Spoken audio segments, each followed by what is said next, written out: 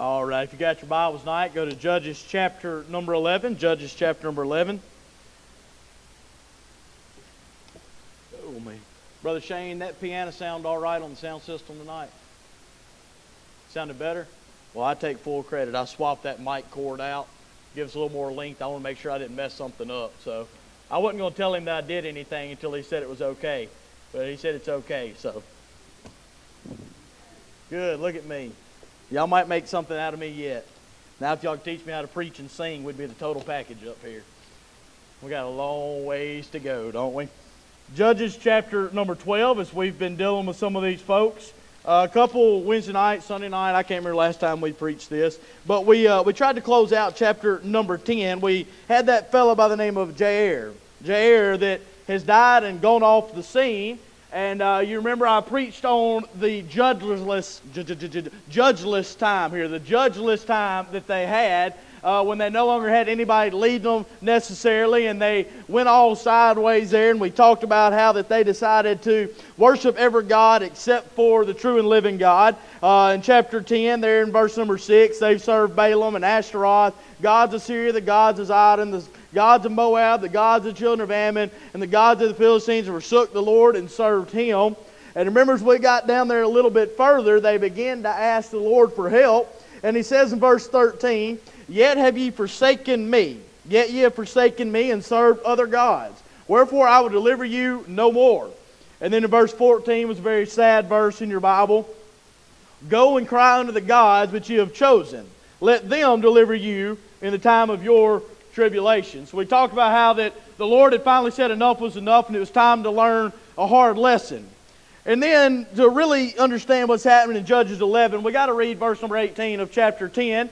The people and the princes of Gilead, I looked that up because I've heard it pronounced 100 different ways, but Gilead said one to another, "What man is he that will begin to fight against the children of Ammon?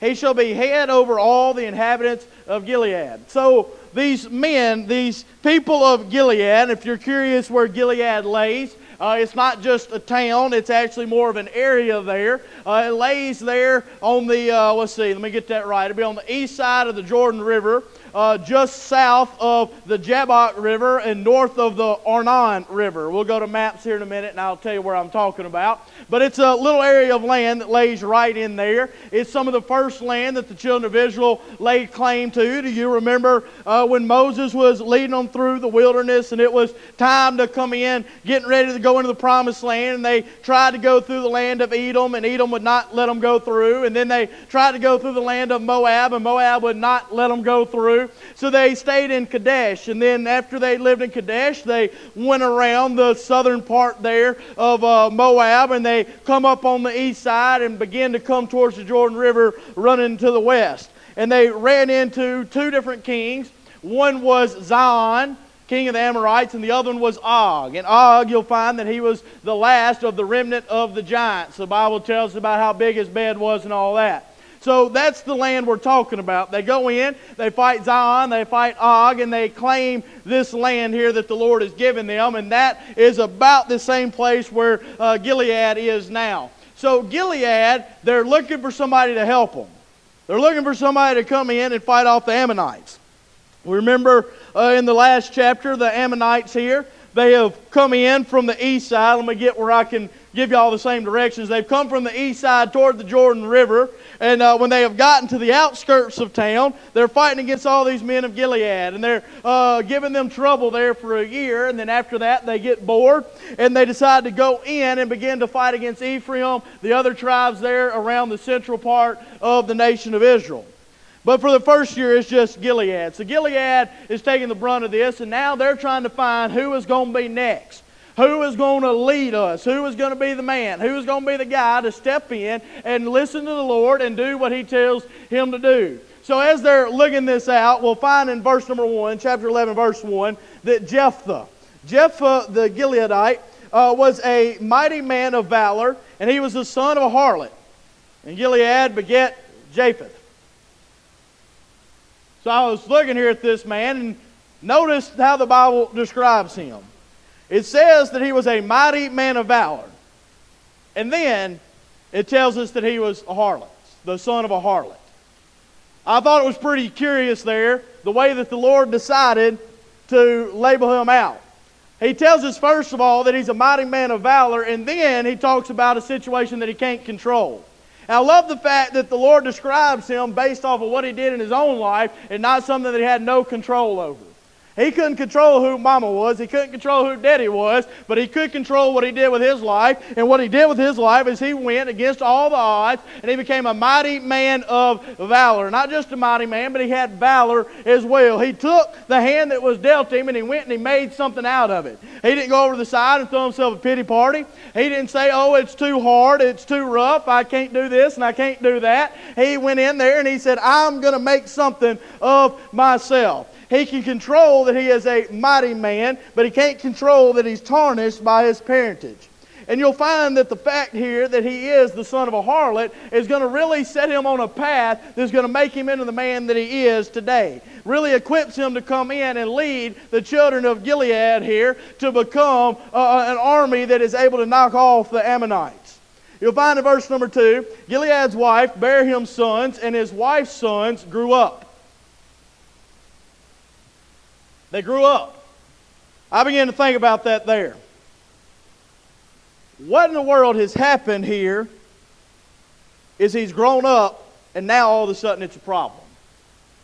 I thought it was neat when I was studying to look at it that all of the other sons, his half-brothers here, had absolutely no problem whatsoever with him being the son of a harlot until they grew up. I reckon what happened to them there. I believe what happened is they got old enough for somebody to tell them what they ought to think. Somebody to tell them and to push them to be the way that they are. And now that they've grown up, they begin to listen to that. And they've gotten twisted. And now all of a sudden they push their brother out. It wasn't a problem when they was 2 years old and they was wrestling in the floor. It wasn't a problem when they was 4 or 5 years old and they was in the sandbox. It wasn't a problem when they were 7, 8 years old and they was out there eating dirt clods.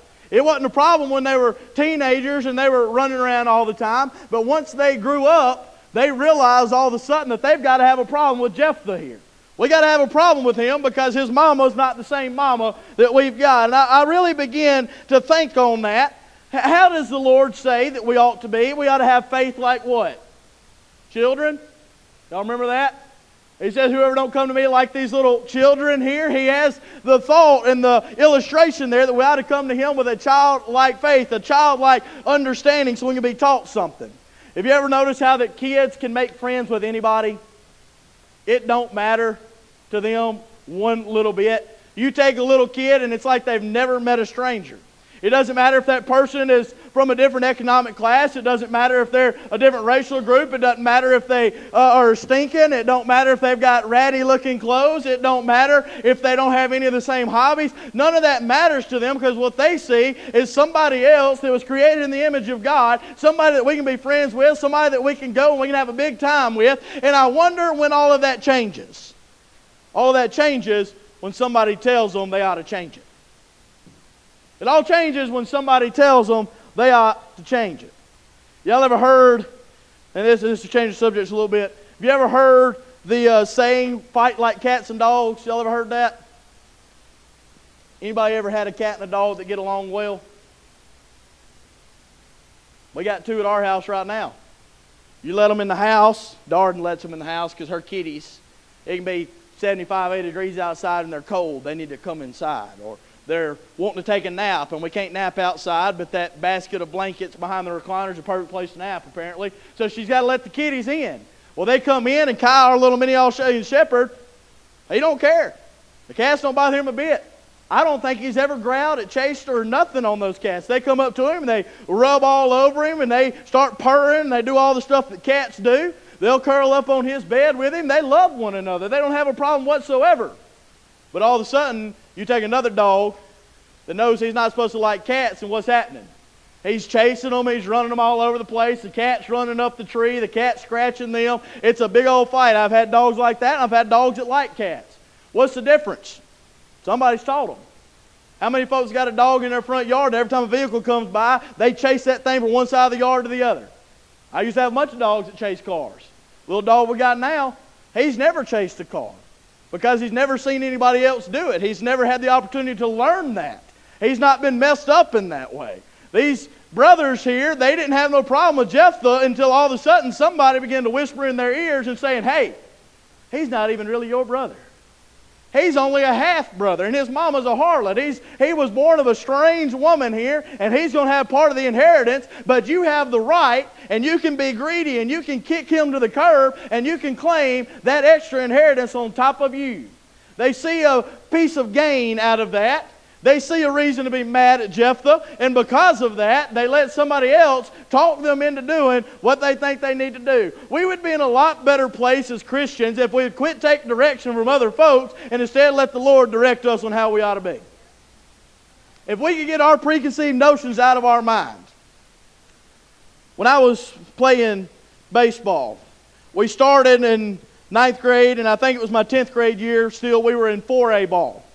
Then we dropped down to 3A ball. Then we went back to 4A ball. We was all over the place. But I remember one year we played Morville. And everybody told me, I played third base, they said how awful Morville's fans are going to be. I hope we ain't got no Morville folks in here, so I'm just generalizing. I'm not talking bad about nobody. I don't know anybody from Morville. But they told me how bad and how mean and how awful Morville fans are. I don't know. I ain't never played Morville before. I have no idea. But when I went to play Morville, and I'm playing third base and home plate's over here, and I'm sitting here, and I've got 4 or 5 daddies that's 50, 60 years old over here, and they are talking the most trash I've ever heard in my life and dogging me up one side and down the other side. I'm thinking, I guess they're right. Morville folks is like that. You know what happened? It was until somebody showed me why I ought to think that way. Somebody put a bad taste in my mouth, or somebody told me what I ought to think, and now all of a sudden that's what I went in there thinking. Let me give you another one. There's a joke that we ain't got nobody from Kossuth, do we? Making sure. We're going to talk bad about everybody tonight. One of the jokes was that Kossuth doesn't know the Civil War's over. Some of y'all know what I'm talking about on that. Don't know anybody from Kossuth? I ain't trying to talk bad about nobody. I'm just telling you what I've heard. Well, we went and played them in baseball, and we had a black fella that played on the team with us. And they have called him every word that you can possibly think of. All night long. Had him so upset he was nearly ready to cry. Matter of fact, when he warmed up after the JV game, he warmed up for the high school game. He was so mad they had some boys sitting behind the fence in the student section warming up. He launched the baseball over the fence to try to hit one of their trucks because he's so tore up about the way they'd been treating him. He was fed up with it. What happened? Somebody told us what we ought to think, and we let somebody else in their preconceived notions run us and tell us what we ought to think about them and prove to us why we ought to believe that they are that way. The whole fact of the matter is simply this tonight. We're all made in the image of God. We all are loved by God. He loves everybody. Red, yellow, black, and white, they're all precious in His sight. It doesn't matter. We shouldn't have any thought process on, oh, you can't get in because of this, or you're not like us, or what. I don't care about none of that tonight, because I want to see people like God sees people. I don't want to see people the way that everybody else tells me I ought to. Because let's be real honest tonight. We've got a bad case, not just Beulah, church-wide problem here, of seeing people and thinking and believing what somebody else tells us about them. How about this? Did you hear about so-and-so and what they did? And then all of a sudden when he sees so-and-so, all he can think in the back of his mind is that dirty, rotten sinner. I can't believe they live like that. I can't believe they were doing that. I can't believe that they went there. I can't believe that they liked that concert they went to. I can't believe they posting pictures with alcohol and everything. I can't believe none of that mess. I can't believe they do something like that. What do you mean? You're shocked that a sinner acted like a sinner? Doesn't seem very shocking to me. It kind of seems like our flesh is the way that we're designed. Sinners are going to sin. That's kind of why we're called sinners. That's part of it. But at what point in time did we get the holy hi-hat over here and think we got to look down at everybody else and think they're so bad and they're so awful because of the way that they are? There's a lot of churches tonight that would not let somebody come in the back door because of how they are and what they think they're supposed to say about that person. How many of us have ever had an impression on somebody because we heard something about them, and then when we met them, we're like, I don't get that at all. I don't understand that. That's happened to me several times. I've had people come up to me and say, you ought to watch this one and watch that one. Be careful with them. They was talking about all the Beulah folks. Oh, I was making sure. I got about 5 of y'all still awake. They was talking about all the folks or whatever. Not really talking about y'all, but they were just talking about folks in general. You got to watch this one and watch that one. And then I meet that individual and I'm like, y'all didn't meet the same person I did. I didn't see that at all. That never popped up. Maybe they put on their mask for me, I don't know, but what you were telling me didn't line up. It'd be better off for me if I just quit listening to everybody else and I just meet people and let people make their own impression and let the Lord show me what I need to see about them. Let me see people like the Lord sees people, and it'd be a lot better for me. It would help all of us if we did that. Because Jephthah here, he's got a bunch of brothers. He's grown up next to them. He's played in the playroom, in the toy room there. They went to McDonald's and shared their chicken nuggets. They've done all of those things. They played in the ball pit together. They stole each other's Christmas presents. I'm just making stuff up. But they did all these things that kids do together. There was never a problem whatsoever until all of a sudden we grew up enough to be influenced by somebody else. And now all of a sudden, we got a problem. We got a problem, and you have got to go. I wonder if Jephthah, when they say, hey man, you got to go, if he looks at them and is like, what'd I do? Are you mad? Are you mad that I put that whoopee cushion under you at dinner the other night? Like, what are you mad about? Why are you upset with me? What did I do to make you push me out of here? And they looked at him and said, it's because of your mama. And he's probably wanting to say back to them something like, I didn't pick my mama. It just kind of happened that way. I don't have no control over that. Why would you push me out? I haven't done anything but just been your brother. Well, we learned a little something about Jephthah as a person and how he is as a brother. Y'all remember the last illegitimate brother that we talked about? It was one of the judges. Y'all remember that man by the name of Abimelech? His mama was a concubine as well. And how that he went about things. Instead of staying with Gideon and his sons there, he runs off to the men of Shechem there. And he has that whole uprising. He kills all of his brothers. Jephthah's not that way. You'll find here in the text, if you read it the rest of the way through, Jephthah gets kicked out by his brothers because they grew up and they realized all of a sudden that they ain't supposed to like him for no reason whatsoever. But they grew up and they pushed him out. Verse 2, thou shalt not inherit in our father's house, for thou art the son of a strange woman. What's it say, verse 3? Then Jephthah fled from his brethren. He said, all right. Abimelech killed all his brothers. Jephthah said, okay. He ain't got no problem with his brothers. He's hurt. He's upset, no doubt. Something has changed. They grew up. They've changed the way they treated him. So he leaves and he goes to this little place by the name of Tob. T-O-B. He flees from them because he don't want no bad blood there. He doesn't want to have to hurt them. He don't want to be hurt by them. I'll just flee. I'll just get away from the situation. I'll go to this little place called Tob. He fled and dwelt in the land of Tob, and there were gathered vain men to Jephthah, and they went out with him. Now, Tob. You'll find it listed in the Bible again. 1 Samuel 6. 1 Samuel chapter 6. I've got that somewhere up here. 2 Samuel 10:6. I'm sorry, I was way wrong. 2 Samuel chapter 10, verse number 6. You'll find that this land of Tob is listed again. It becomes known as a place for mercenaries. It becomes a place where folks went and learned how to use the sword and learned how to fight and became mercenaries. In 2 Samuel 10:6, now that I know what it is, you'll find there that these men were actually hired to go and fight against David. How about that? So they're mercenaries here. So Jephthah is going into Tob, and he has lived as a mercenary here. I tried to do some study on that. He didn't go about robbing people. He didn't go and make some big problem, nothing like that. The best I can come up with from my study and looking at it is that he went and he helped to almost be like vigilante justice a little bit. He took care of the problems in the town. If they had a problem animal, it talked about him hunting and going and doing that sort of thing to help out those towns around him there. So he's been a good, honest, valiant man. And going over there and learn how to fight and learn how to swing the sword. And now that's going to equip him to what? Come in and lead the armies of Gilead. Because here in a minute, when they get hard pressed here, all of his elders that he used to grow up with, that used to know him, they need somebody to lead them. That's what they're looking for. Verse 5, the children of Ammon made war against Israel. The elders of Gilead went to fetch Jephthah out of the land of Tob. And they said unto Jephthah, come and be our captain. Let me read through some of these verses quick for y'all, okay? I've got some stuff highlighted. Verse 7, did not ye hate me and expel me out of my father's house? And why are you come unto me now when you're in distress? You want me to put that in Myrtle, Mississippi language for y'all? What changed? What changed? You hated me for really no reason other than we didn't have the same mama. You pushed me out. I wasn't good enough to be around you. And now all of a sudden when you're in a hard time and you need a little help, here you come crawling back wanting some help. How many folks have we used like that? Isn't that a common occurrence today? And it might not be that we've used people that way, but we've probably been used that way. Anybody ever got that phone call from somebody you ain't seen in 5, 6 years? Hey, how's it going? I need some help. Knew there was a catch. I knew there was something in there. I knew there was a reason that you hollered back at me after all this time.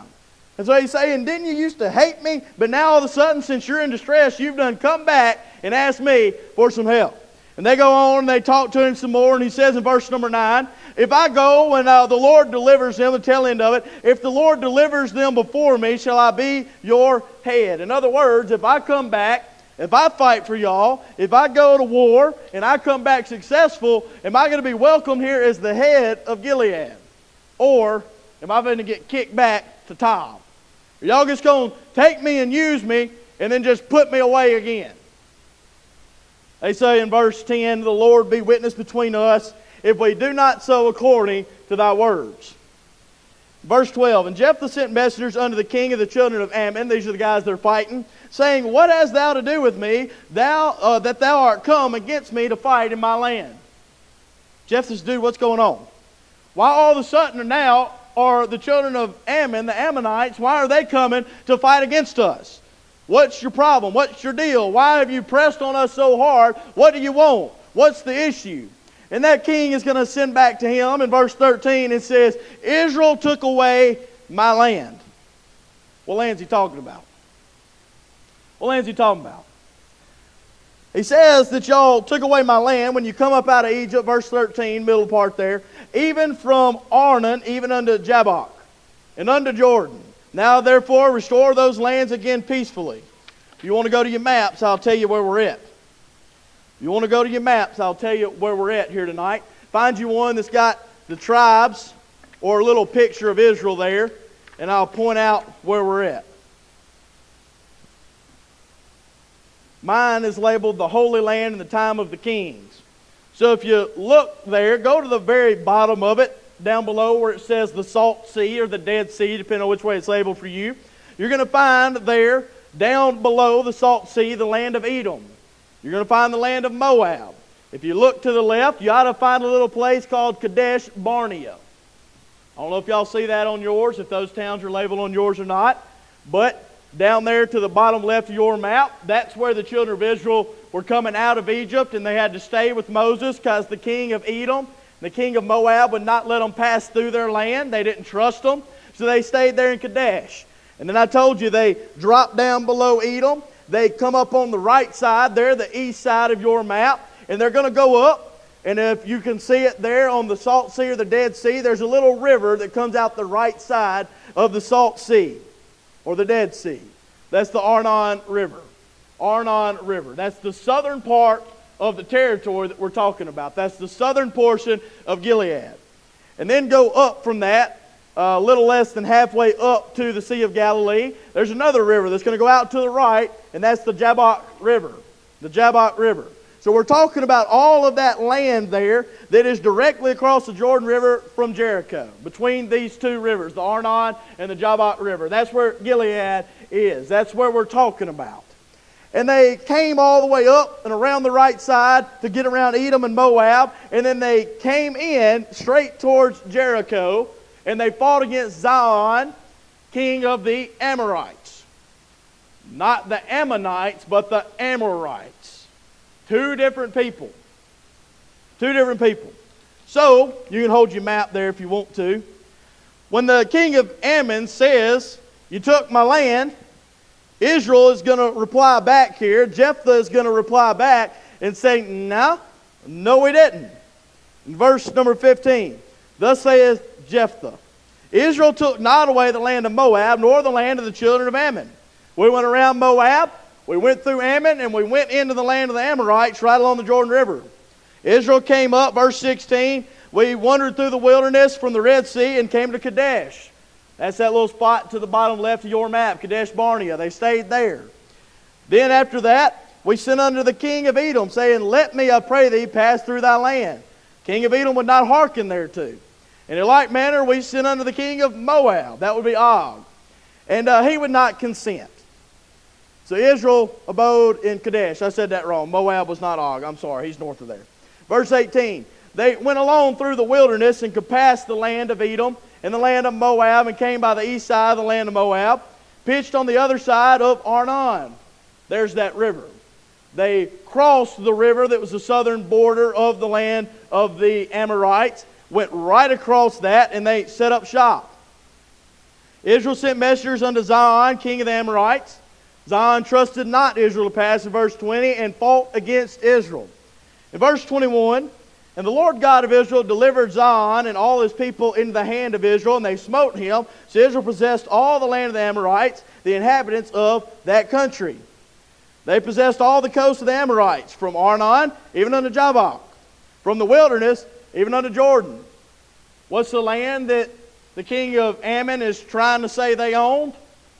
From the Jabbok River south to the Arnon River, and from the wilderness over to the Jordan River. The same place, the exact same place, the same landmarks of everything that we have the account of where the children of Israel came and took that land, not from the Ammonites, but the Amorites. So they did not take this land from him. As a matter of fact, if you flip over to the book of Numbers, Numbers chapter 21, let me find this for you and I'll read it to you.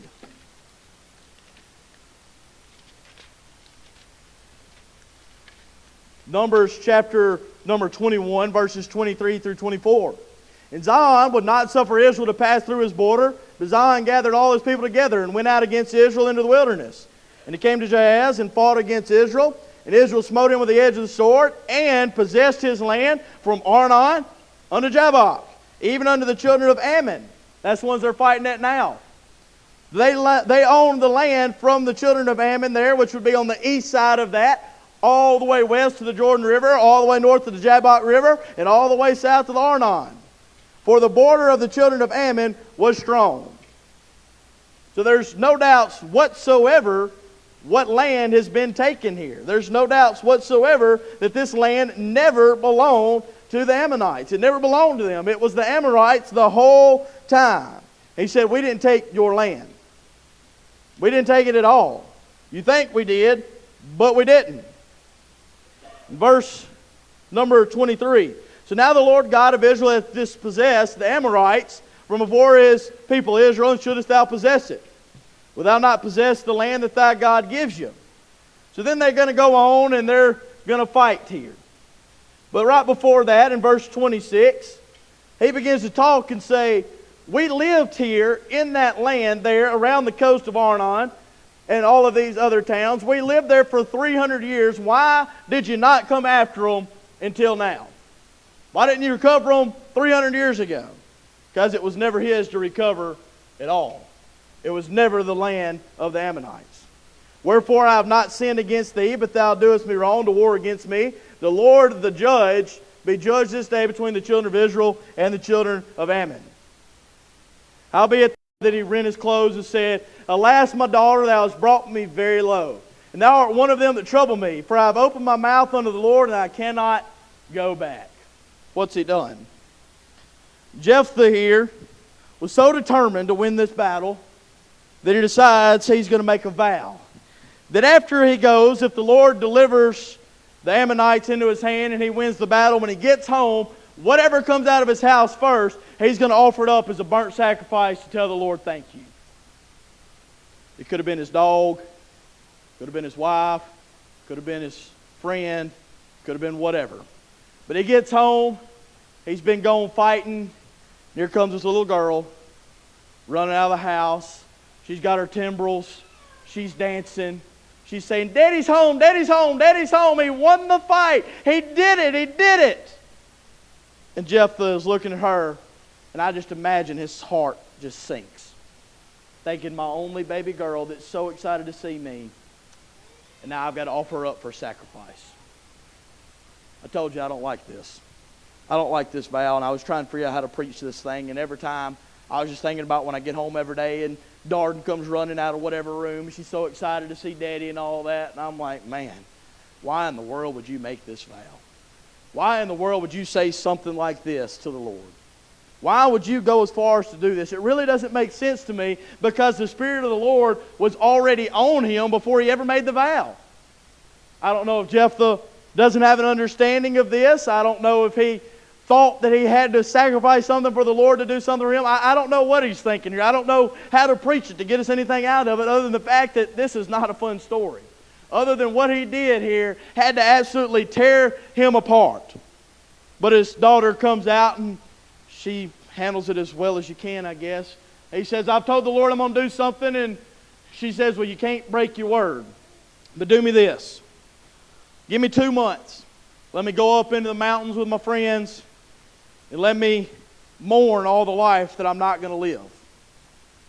You read your Bible there. She's wanting to go bewail her virginity and the fact that she's never going to be able to be married and to have kids and go through life and all of that. She says, give me 2 months. Let me go up and do that. So she does. And after 2 months' time, she comes back down. And the Bible says that Jephthah carried out his vow and what he said he was going to do. Verse 39.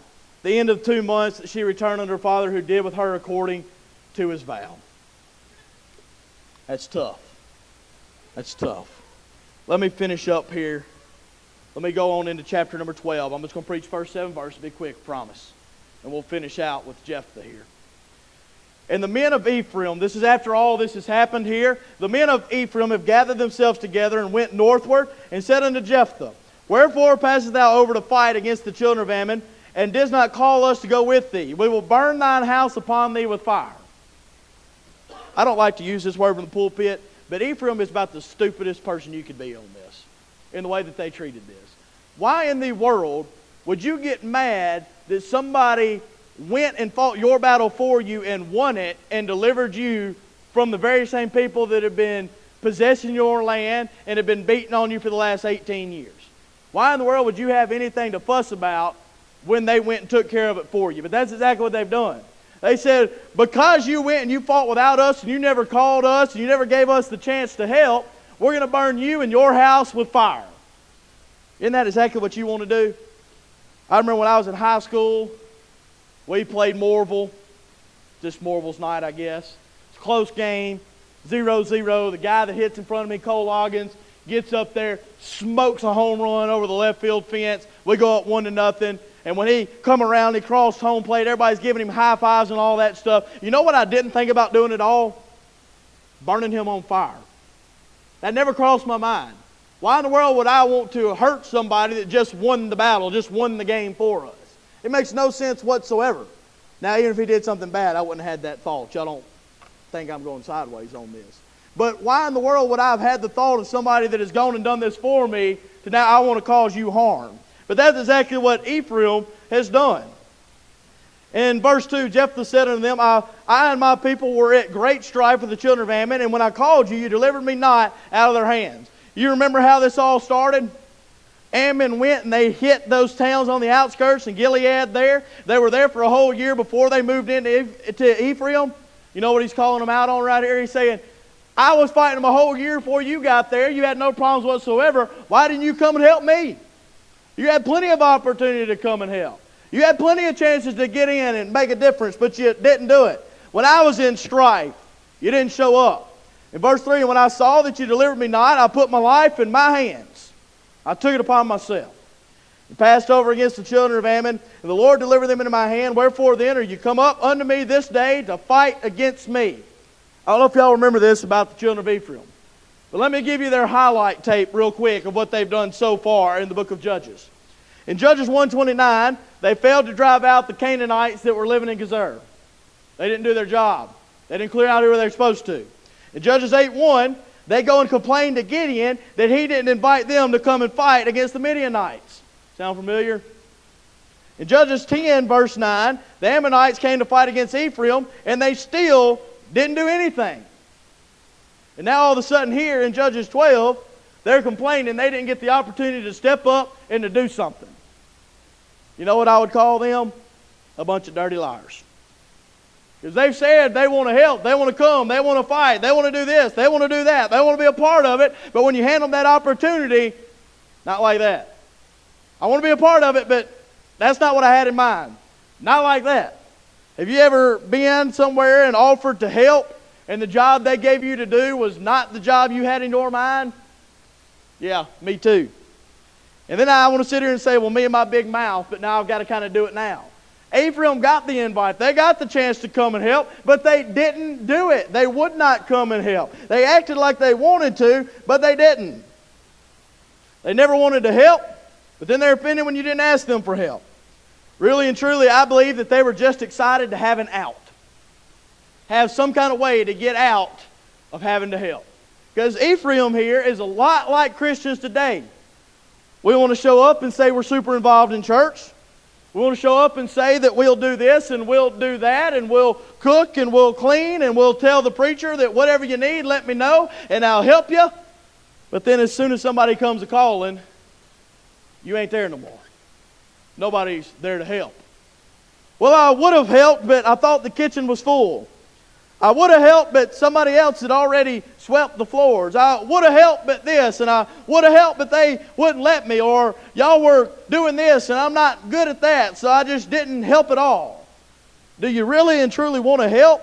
Or do you just want everybody to think that you want to help so you don't feel bad when you don't do nothing? Because that's kind of what's going on with Ephraim right here. Oh yeah, we'd come and fight. Well, they had every opportunity to fight. Let me ask you this. How many years have the Ammonites had strife with Ephraim and been attacking them? It's after 17 before 19. 18. 18 years worth. Now all of a sudden you're mad because you didn't get the invite to go and to fight against the Ammonites? Where you been for 18 years? Where you been? They weren't just fighting over here at Gilead. They were with you too. Let me say this to Beulah Baptist Church. Anything that's going on here at Beulah Baptist Church involves you too. You do realize that, right? Just because so-and-so's Sunday school class needs to be vacuumed and you don't go to that Sunday school class, don't mean that it's not our responsibility to take care of it. Does that illustration hit okay with y'all? Just because you go to the ladies' room and not the men's room does not mean the trash can in the men's restroom is not part of Beulah Baptist Church. There's plenty of stuff to be done. There's plenty of places that we can get in. There's plenty of room for everybody to do something here. There's a big kitchen with plenty of room. There's plenty of rooms to vacuum. There's plenty of trash cans. We've got a trash can every 10 feet in this place. There's plenty of them. By the way, I did not drop that, but there was a piece of trash right there in the aisle, and y'all just saw me walk over there and pick it up in the middle of my preaching just a little bit ago. That wasn't a plant. If the preacher's going to pick up trash, everybody else can pick up trash too. That fair? That wasn't part of the sermon. It was just there. So whoever dropped that, thank you for the illustration. We all have a part to play. There's chairs to straighten. There's mopping to be done. The gym could be swept. There's limbs falling around the cemetery that Brother Thomas would love for you to go pick up so he don't have to deal with it. By the way, there was a hornet's nest out there too, and we had some brave men in shining armor go and take care of it. Their strategy was the same one the preacher told them to use. Get in the truck, roll the window up, stick your hand out the window at the very top of it, and spray all you could and then floor it to get out of there before they got in the truck with you. Figured that was the safest way to do it. They pulled it off, and then of course Brother Thomas goes out there and probably laughing at us. All them young boys thought they was doing a good job. He just went out there and knocked the whole thing down and took care of it. So I don't know. Maybe he's got thicker skin than we do, or he's a lot braver. But he went out there and he took care of it. There's plenty of stuff to take care of. If you don't want to do something around the church, there's all kind of tracts that we can pass out. There's more seats in Sunday school. There's more seats in the prayer room. There's more seats in the choir. There's plenty of stuff to do if you want something to do. But don't be like Ephraim and jump up and say, you should have called and I'd have done this. Because if you do, your preacher's going to be mad and he's going to look at you and say, where were you at last time I called? Because right now, what I would have told Ephraim if I was Jephthah was, you a lie. I gave you 100 chances to do something and you wouldn't do it. What you really wanted me to do was to come and drop on my knees in front of you and beg you for your help and plead with you and hope that you would come and get in on this thing. There's members like that in every church, by the way. They don't mind helping, but it's going to cost you something before they help. They expect you on your hands and knees, praying and begging and pleading and asking them to please do it. We can't do it without you. We really need your help. And then when you get done, they expect you to have a sign up there on the TVs on Sunday morning that says, special thanks to whoever for coming in and doing something big. They want to be coddled on, and they want to be begged, and then they want to swing in there at the end and get all the glory. That's not a good way to be. From the top to the bottom. From the preacher to the people. It's not a good way for anybody to be. If you have to have all of that glory put on yourself to come and to serve and do something for the Lord, you ain't doing it for the Lord. You're doing it for yourself.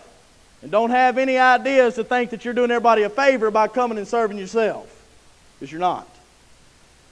If the battle hits here at Beulah, it hits all of us. Don't be the one that sits around and doesn't do anything about it. The one with no initiative. The someone that's wanting somebody to beg them to help. Or the one that wants all the glory. It's not a good way to be. But he even goes on to tell them, you didn't come to my aid when it was the land of Gilead getting attacked, so I wasn't going to depend on you now. And this is going to end up with a fight between Gilead and Ephraim. You'll find that they go in and fight, verse 6, that Gilead kills 42,000 of Ephraim's people. But then they go on and they have this little pop quiz, and I'm finishing up right here, Miss Angie, if you want to come on towards the piano. They got a pop quiz here for all these men of Ephraim, because what's going to happen, Ephraim has come up, left their land, come up in the land of Gilead where the fights with the Ammonites was going on. They have gotten themselves into that land to go and talk to Jephthah and to fight against him. And when the fight breaks out, all of his men get in behind them there, and they get on the edge of the Jordan River and they cut them off. The Bible says that they took the fords, they took the passes there. They took the passages of Jordan in verse number 6. So they have cut off their escape back into the land of Ephraim. It's on the other side of the Jordan. And the way that they figure out who is actually one of the children of Ephraim and who's actually with them is they set up there at that little pass, that little ford in the river, and they ask him a question. And I wouldn't be able to pass it. Verse 6, they said unto him, say now, Shibboleth. And he said, Sibboleth. And if he said Sibboleth, they knew that he didn't belong to them, because anybody that belonged with them would be able to say Shibboleth. And if you couldn't say Shibboleth, I hope you didn't have a stutter or a lisp, because you just got killed because you could pronounce the word they thought it needed to be pronounced. And that's how they determined who was who, and they would kill them instead of letting them back into the land of Ephraim. And then in verse 7, Jephthah judged Israel 6 years, and then he died, and was buried in one of the cities of Gilead. Brother Easton, you gave me a lot tonight. I tried to. I wanted to finish this guy off. What can I learn? What can I learn out of this? 2 big highlights. Number 1, don't be like Jephthah's brothers and let everybody else tell you what you ought to think about somebody. Don't be influenced by all those around you. Try to see people like the Lord sees people. And then don't be like Ephraim. Don't be the one who wants to sit there and talk a big game and say, I'll do this and I'll do that. And when the time comes, you're nowhere to be found. I would much rather somebody just say, I'm not going to be there to help, than to give me false hope. Don't be like his brothers, and don't be like Ephraim. Big warning message tonight, I guess. Let's all stand as she plays here, and I'm finished.